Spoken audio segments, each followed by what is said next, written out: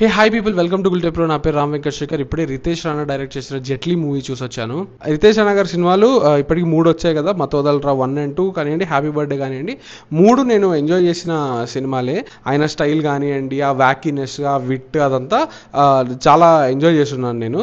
So Jaitley కూడా I was reasonably hype. 3 సినిమాలు ఇంతకు ముందు వచ్చినవి, they are very clear about what they want to do or what they want to be. కానీ జెట్లీ ఎందుకో ఇట్ ఫెల్ట్ బిట్ కన్ఫ్యూజ్డ్. ఎలా అంటే, ఈ స్టోరీ తీసుకుంటే ఇట్స్ అ ప్రాపర్ థ్రిల్లర్, కానీ దానికి ఇచ్చిన ట్రీట్మెంట్ వచ్చేసి రితేష్ రాణా కైండ్ ఆఫ్ ఆ మెటా కామెడీ ట్రీట్మెంట్. అంటే ఇంతకు ముందు కథల్లోనే ఒక లెవెల్ ఆఫ్ వ్యాకీనెస్ ఉంది, సో వాటికి ఆ ట్రీట్మెంట్ అనేది చాలా కరెక్ట్గా సెట్ అయింది. కానీ దీంట్లో ఎందుకో ఈ స్టోరీకి ఆ ట్రీట్మెంట్కి ఆ బ్లెండ్ అనేది సరిగ్గా జరిగినట్టు నాకు అనిపించలేదు. ఒక ఆ ఫ్లైట్లో ఒక ఇంపార్టెంట్ పర్సన్, ఆయన్ని అసాసినేట్ చేయడానికి ఒక ప్లాట్, దాన్ని కౌంటర్ చేయడానికి ఇంకో ప్లాట్, ఇవన్నీ కాకుండా ఇంకో ప్లాట్. సో అన్నీ కూడా ఇట్స్ యాక్చువల్లీ ఆలోచిస్తే this is a solid story for a thriller. కానీ దాంట్లోకి క్యారెక్టర్స్ని ఫన్నీగా బిహేవ్ చేయించడము, ఆల్మోస్ట్ ఒక బార్డర్ లైన్ స్పూఫ్ జోన్లకి వెళ్ళడం అనేది ఆ స్టోరీకి అది జెన్యూన్గానే అది అతికినట్టు నాకు అనిపించలే. స్టోరీ వెళ్ళే పేస్కి, అక్కడ ఉన్న స్టేక్స్కి అండ్ క్యారెక్టర్స్ ట్రీట్ చేసిన దానికి, ఆ సిచ్యువేషన్కి కంప్లీట్గా అనగాని ఎంతో కొంత డిస్టెన్స్ అయితే కనిపిస్తుంటది. హ్యూమర్ కూడా చాలా చోట్ల కొంచెం మిస్ప్లేస్గా అనిపిస్తుంది. ఇక్కడ ఎందుకు కామెడీ, ఇక్కడ కూడా క్యారెక్టర్ని కొంచెం ఓవర్ ద టాప్ కామికల్గా బిహేవ్ చేయించడం కొన్ని చోట్ల, అవి కూర్చోలా చాలా చోట్ల నాకైతే. That is my major problem with Jaitley.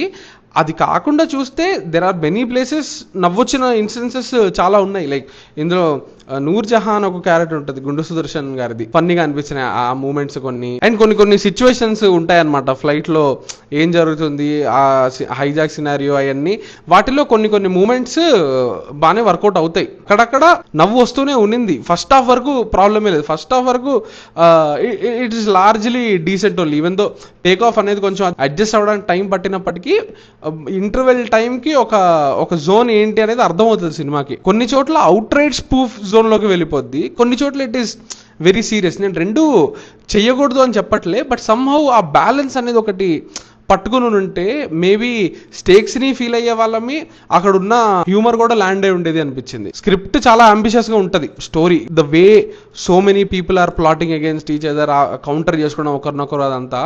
But somehow అది క్లమ్జీగా అనిపించింది ఒక పాయింట్ తర్వాత. That being said, at least first half వరకు కొత్తగా చూస్తున్నాము, డిఫరెంట్ సినిమా చూస్తున్న ఫీలింగ్ అయితే కలిగింది.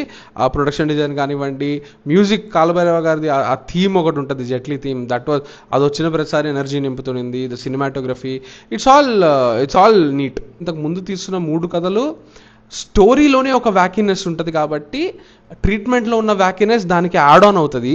ఇది సీరియస్ స్టోరీ కాబట్టి ఆ వ్యాకీనెస్ అనేది అంతగా సెట్ అయినట్టు అనిపించలేదు. That is what I felt.